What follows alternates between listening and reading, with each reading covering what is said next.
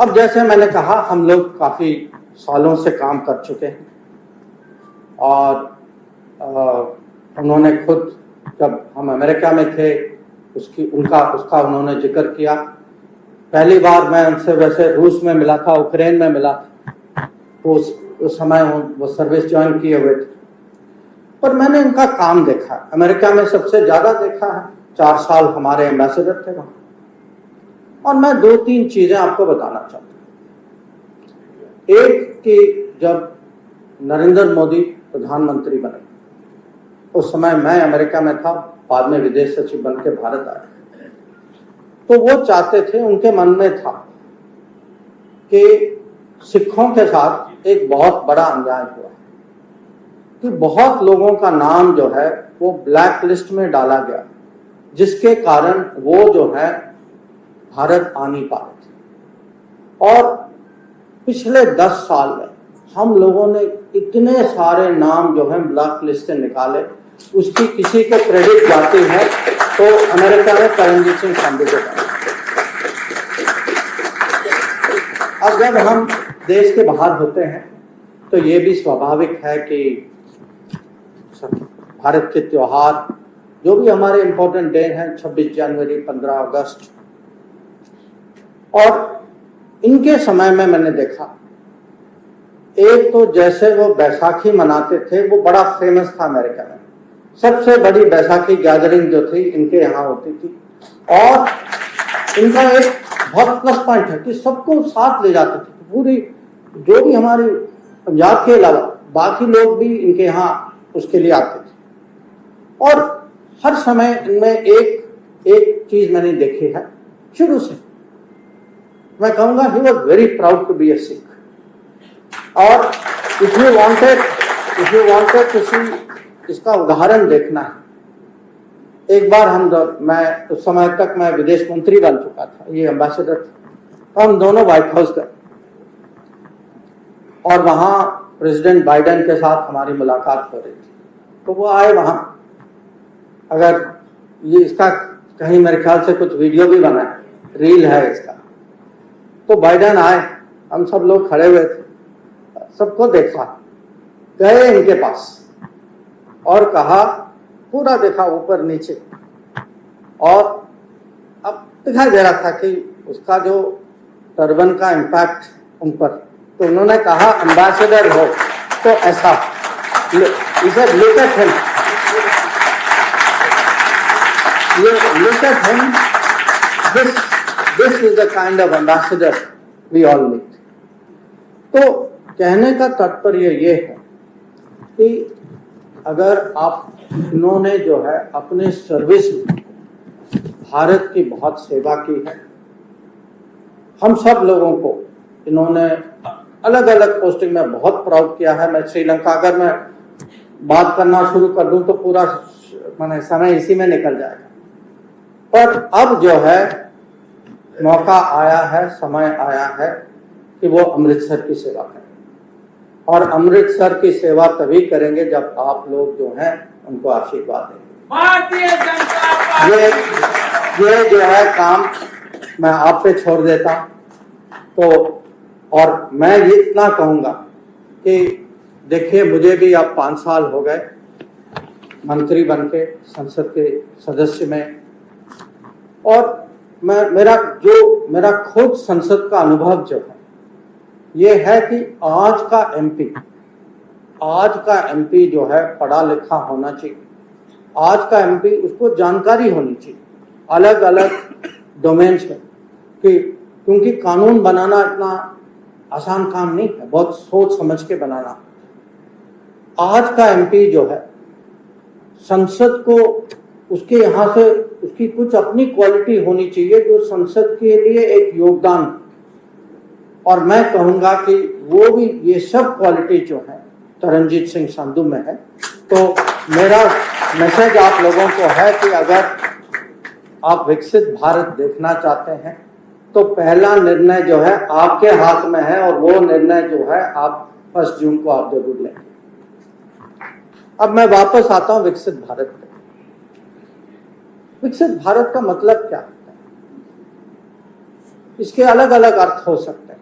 अगर हम आर्थिक दृष्टि परिप्रेक्ष्य से देखें तो विकसित भारत लोग कहेंगे कि भाई बड़ी इकोनॉमी हो, आज हम करीब करीब 4 ट्रिलियन डॉलर की इकोनॉमी है, और ये बहुत विश्वास के साथ कहा जाता है कि कुछ ही दिनों में अभी हम दुनिया के 5वें नंबर पर हैं, कुछ ही दिनों में, कुछ ही सालों में हम तीसरी नंबर पे आ जाएंगे। ये जो अमृत काल कहते हैं कि 2047 के पहले हम 5 ट्रिलियन से 30 ट्रिलियन तक पहुंच जाएंगे।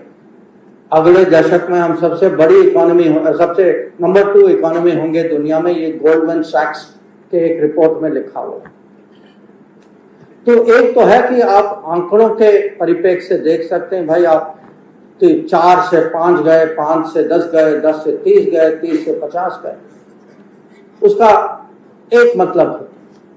दूसरा होता है जो कहते हैं क्वालिटी ऑफ लाइफ, कि आपके रोज आपके जिंदगी में जो क्वालिटी जो है, माने आपकी सड़क कैसी है, आपकी बिजली कैसी है, जैसे उन्होंने कहा आपकी सिटी की क्वालिटी कैसी, कि आपके रोज आना जाना जो है कितनी सुविधाएं हैं दुनिया के हिसाब से, क्योंकि आज जो है हम अपनी दुनिया में नहीं रह सकते, और आप भी संतुष्ट नहीं होंगे, क्योंकि आप अपने स्मार्टफोन में देखेंगे कि भाई अमृतसर में तो ऐसा है, और दिल्ली में वैसा है, न्यूयॉर्क में वैसा है।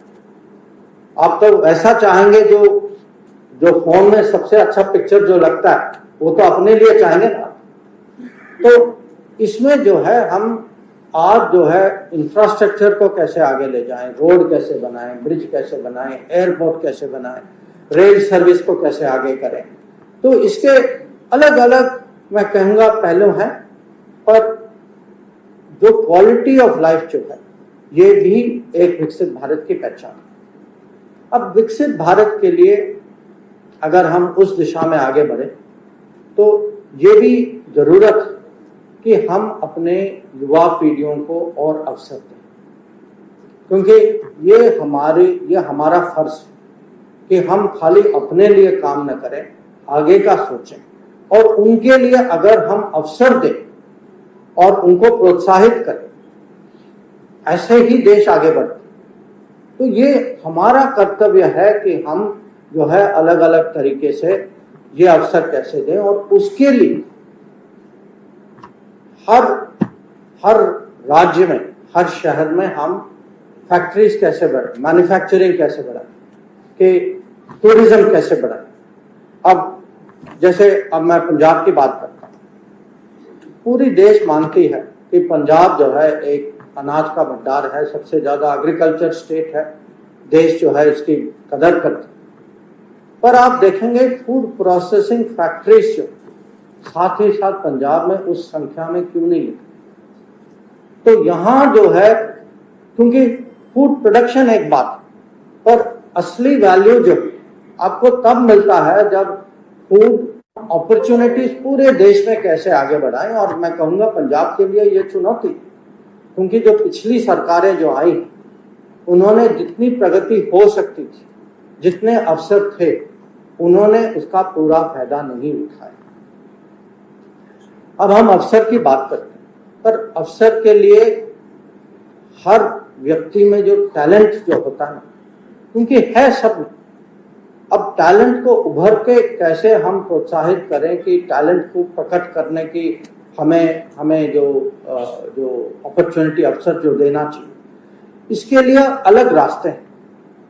आमतौर पे जब हम रोजगारी की बात करते हैं तो तुरंत लोग सोचते हैं कि सरकार की बात करते हैं, कहीं कंपनी की बात करते हैं, पर आज जो है रोजगारी बहुत सारी सेल्फ एम्प्लॉयमेंट भी है।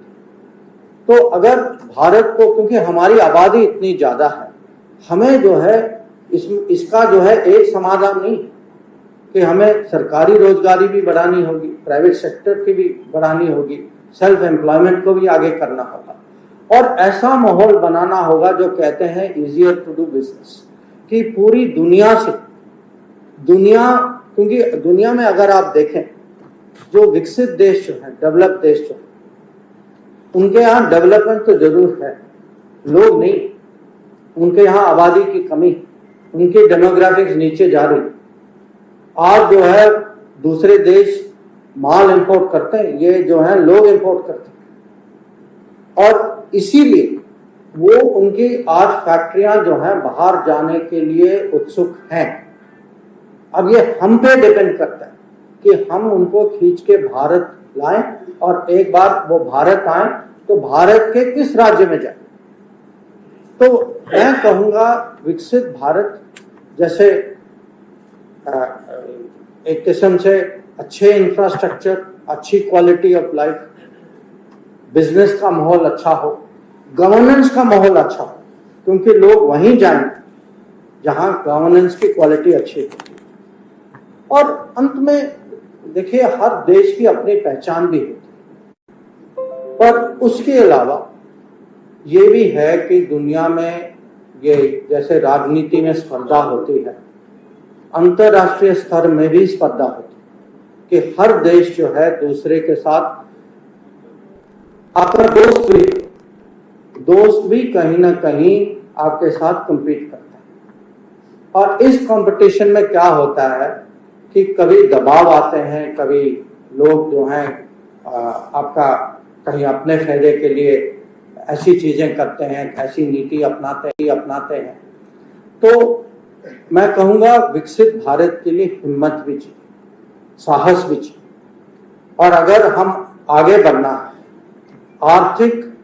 आर्थिक विषयों में जरूर हम सौदा कर सकते, पर कुछ चीजों में जब दबाव होता है, और दबाव या कभी कभी सुरक्षा का विषय जो है, क्योंकि चुनौतियां अलग अलग, अब पाकिस्तान से ज्यादा चुनौती जो है आतंकवाद का, चीन से जो है सीमा पे वो दबाव डालना चाहते, पर कुछ और भी देश जो हमारे हित के खिलाफ कहीं हम पे दबाव डालते हैं कि हम झुक जाएं, हम दब जाएं, हम उनकी बात मानें।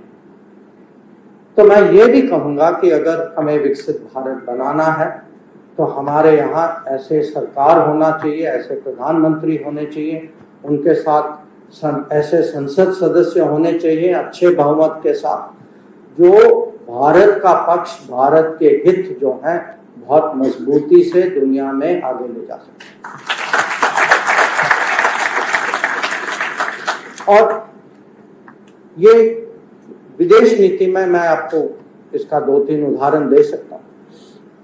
एक से तो आप सब मेरे ख्याल से परिचय तो है कि हम पे जो दबाव हुआ था कि हम रूस से तेल न लें। अब आप सोचिए, क्योंकि जब आप रील देखते ना, आपको लगता है कि भाई इन्होंने उसको सुना दिया, चलो बहुत अच्छा लगा, हाँ, पर आप थोड़ा अपने दृष्टि, अपने परिप्रेक्ष्य से थोड़ा सोचिए इसको। मान लीजिए कि हम झुक जाते, रूस से तेल नहीं लेते, ये मुझे बताइए कि आपके लिए पेट्रोल की कीमत कितनी ज्यादा बढ़ती? कम से कम 20 रुपए ज्यादा 1 लीटर के लिए आते थे, कम से कम। और ऐसे आएंगे और चुनौती। आज भी एक बहुत बड़ा संकट है कि क्योंकि जो इजराइल गाजा में जो लड़ाई जो हो रही है ना, ये लड़ाई अब फैल चुकी है। इसके कारण जो हमारे पश्चिम की ओर से जो समुद्र में जो हमारी जो व्यापार जो जहाज ले जाते हैं, उन पे हमला हो, उन पे ड्रोन की अटैक होती है, मिसाइल की अटैक होती है, कुछ जहाजें कहीं कुछ आग लग जाती है, कुछ वो जो वहाँ के जो समुद्र डिफेक्ट जो होते हैं, पायरेट्स जो होते हैं, वो जहाजों का अपहरण कर लेते हैं। तो आज जो है, आज भारत की नौसेना ने 20 जहाज भेजे हैं, वो पिछले 3 साल से वहां ड्यूटी कर रहे हैं। वो हमारे लिए भी कर रहे हैं, पूरी दुनिया के मानवता के लिए भी कर रहे हैं।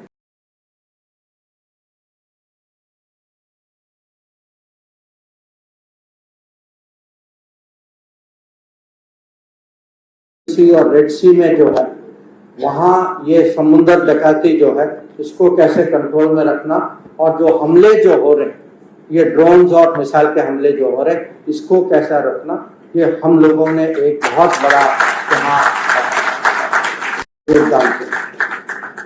तो जैसे मैंने कहा, विकसित भारत जो है जरूर हमारे लिए एक लक्ष्य है, और हमें पूरा विश्वास है कि इस चुनाव के बाद दिल्ली में ऐसी मजबूत सरकार बनेगी जहां प्रधानमंत्री मोदी जी का विजन है, उनको समझ है, उनका अनुभव है, और सबसे ज्यादा उनका रिकॉर्ड है। मैं आपके सामने विकसित भारत का सपना दिखाने नहीं आया, क्योंकि सपना है जब कोई आदमी, किसी के मन में कुछ आइडिया हो जाता है, कहता है कि भाई मैं भी ये चाहता हूं, आप भी कुछ कह सकते हैं।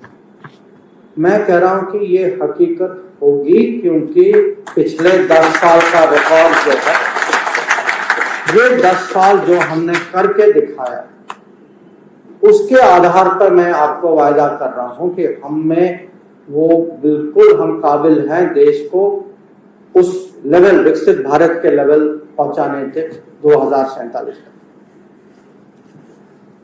अब आप कहेंगे कि चलिए थोड़ा रिकॉर्ड की बात करते हैं, तो मैं आपको याद दिलाना चाहूंगा 10 साल पहले जब मोदी सरकार बनी थी, तब भी हमारी दुनिया में कुछ पहचान थी, और मैं आपको बताऊंगा क्या पहचान थी। आज हम इकोनॉमी की बात करते हैं, उस समय हमारी पहचान थी कि हम फ्रजाइल 5 इकोनॉमी है। फ्रजाइल 5 का मतलब है कि दुनिया को लगती थी कि भारत 5 ऐसे देश हैं जो लुढ़कने, जिसकी इकोनॉमी लुढ़कने वाला है, कहीं ना कहीं कुछ बने, ये कहीं आगे, इनको आगे बढ़ने में बहुत तकलीफ होगी। फ्रजाइल 5 से आज हम टॉप 5 में आए हैं, टॉप 3 में जरूर पहुंचेंगे। तो आप देखिए, और ये कोविड महामारी के बावजूद, क्योंकि पूरे दुनिया में पिछले 3-4 साल में मैं आपको बता भी नहीं सकता कि महामारी ने कितना सत्यानाश किया है दुनिया का। हम लोग जो है कम से कम इससे निकल चुके। बहुत सारे देश, मैं कहूंगा दुनिया में करीब 100 से ज्यादा देश, जिनकी इकोनॉमी सचमुच टूट चुकी, जिनका व्यापार बंद हो गया, जो कर्ज में है, जो माने उनके लिए रोज इकोनॉमी चलाना इतना मुश्किल हो गया कोविड के बाद। पर हमें देखिए कि हम जो है इतनी सामर्थ्य और साहस के साथ निकल चुके हैं, और इसका कारण है कि हम जो है मिलजुल के हमने वो महामारी का सामना किया, और आज हम 7% ग्रोथ रेट में हैं, और बाकी दुनिया जो है हमें देखती है और कहती है कि आश्चर्य कि भाई ये कैसे पहुंच गए 7%। अब जब मैंने कहा कि हमारा ट्रैक रिकॉर्ड, मैं तो आपको बहुत बड़े बड़े आंकड़े दे सकता हूं, पर मैं अमृतसर में हूं तो मैं अमृतसर की बात करना चाहता हूं। मैं आपके सामने कुछ आंकड़े रखता हूं, और आप भी इसके बारे में सोच विचार करें। आप जानते हैं कि अमृतसर क्षेत्र में 11 लाख लोगों को मुफ्त राशन मिलता है। 11 लाख। 1 लाख जो है उनके घर में जल जीवन के तहत नल का, पाइप वाटर का कनेक्शन मिला है। यहां जो है सौभाग्य योजना के कारण 100% इलेक्ट्रिसिटी कनेक्शन। अगर घर की बात करें, आवास योजना के तहत 3600 घर बने हैं, और अंत्योदय योजना के तहत 15,000। उज्ज्वला स्कीम में 3,300 लाभार्थी। जन औषधि से आयुष्मान भारत का करीब 5 लाख लोग जो है आयुष्मान भारत के साथ जुड़े हुए हैं।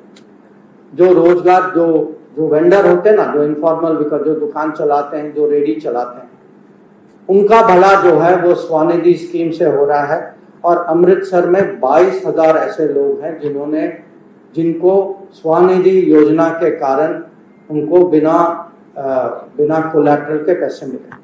अगर आप मुद्रा देखेंगे, 3.5 लाख मुद्रा के लाभार्थी। अब मैं आंकड़े इसीलिए आपको दे रहा हूं क्योंकि ये योजनाएं जो 10 साल पहले हम सोच भी नहीं सकते। अगर हम सोचते भी, क्योंकि कुछ चीजें हुई थी पहले बहुत लिमिटेड तरीके से, उनका वो स्केल नहीं थी, उनके वो आंकड़े बहुत कम थे और उसमें इतना भ्रष्टाचार होता था, मेरे से ज्यादा आप जानते। मैं अपने विभाग का मैं आपको बता सकता हूँ कि एक समय था 10 साल पहले, पूरे पंजाब में अगर आपको पासपोर्ट का एप्लीकेशन दाखिल करना था, पूरे पंजाब में 4 ऐसे सेवा केंद्र थे, आज 15। हर साल जो पंजाब के लिए हम 12 लाख पासपोर्ट इशू करते हैं और जो बाहर जो लोग जाते हैं कहीं फंस जाते हैं, आप देखेंगे कि इसमें एक तो कोई स्पेशल ऑपरेशन होती है जैसे यूक्रेन में हुई थी। यूक्रेन के समय में ऑपरेशन गंगा के माध्यम से 660 पंजाब के निवासी वापस आए यूक्रेन से। सूडान से जो है करीब 60 लोग आए वापस। और हमने एक फंड बना रखा कि जो, क्योंकि बहुत लोगों के पास पैसे नहीं होते, उनकी कहीं फंस जाते हैं तो उनको हम छोड़ भी नहीं सकते, तो इस फंड का करीब 800 लोगों ने यहाँ पंजाब के निवासियों ने उपयोग किया। तो मैं ये आंकड़े आपको इसीलिए दे रहा हूँ कि मोदी सरकार जो है, जब हम मोदी जी की गारंटी की बात करते हैं, ये गारंटी जो है नारा नहीं, ये जैसे वो इंश्योरेंस में कहते हैं ना कि हमारा रिकॉर्ड है, हम आपको इंश्योरेंस पॉलिसी देते हैं, हमने आपका पिछले 10 साल में आपकी सेवा की है, हमारा रिकॉर्ड देखिए, ये आंकड़ों को पहचानिए। तो विकसित भारत मुझे बिल्कुल विश्वास है कि बनेगा। हम उस यात्रा में आगे बढ़ेंगे, पर हर 5 साल, क्योंकि हम डेमोक्रेसी हैं, लोकतंत्र में पब्लिक को डिसाइड करना होता है कि ये रास्ता जो पिछले 5 या 10 साल में जो हम लोग जिसमें हम लगे हुए हैं, इसको हम कैसे आगे ले जाएं। तो विकसित भारत का निर्णय आप सब लोग जो है 1 जून को करेंगे। मुझे यकीन है कि जो भी निर्णय लेंगे आप ठीक निर्णय लेंगे, और आप जो है विकसित भारत तभी आगे बढ़ेगा जब भारत की पब्लिक, भारत के मतदाता जो है वो विकसित भारत के पक्ष में ठीक बटन दबा दिया। तो चलिए, मैं एक बार और आभार प्रकट करना चाहूंगा कि आज आप सब लोगों ने समय निकाला, आप यहाँ आए और मेरी बात आप लोगों ने बहुत पेशेंस के साथ सुनी। तो अगर आगे कुछ हम बातचीत करना चाहेंगे तो मेरे लिए मैं जरूर आपकी बात भी सुनना चाहूँगा।